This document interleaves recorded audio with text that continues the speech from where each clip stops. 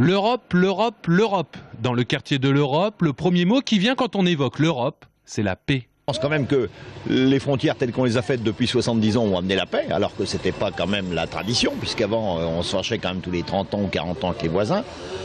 Bon, maintenant l'Europe c'est certainement très imparfait, beaucoup de choses restent à faire, mais je ne suis pas persuadé que tous les soucis divers qu'on a de A à Z ne viennent que de l'Europe. Et puis de temps en temps, si on balayait devant notre porte, on verrait que les problèmes ne sont peut-être pas que dus à l'Europe. Taxée de tous les maux, imparfaite certes, mais l'Europe est connue. Gouvernance des nations ou fédéralisme, Raled a fait son choix. Je pense qu'on a voulu faire l'Europe des nations, mais on n'a pas essayé en fait de réellement se coller, de réellement se ressembler les uns les autres. Donc il y a trop de disparités en fait entre les différents pays européens. Il n'y a pas assez de loyauté entre les différents pays.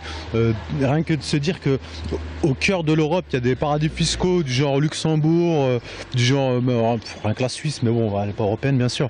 Et puis l'Europe, ce sont aussi des voisins, chez qui nous pouvons puiser des solutions, dans l'enseignement par exemple. Les pays du Nord, les pays Norvège, Suède, Finlande. L'Allemagne certainement aussi par son choix de professionnaliser très vite les études par rapport aux besoins de la société. La France, non. Je pense pas.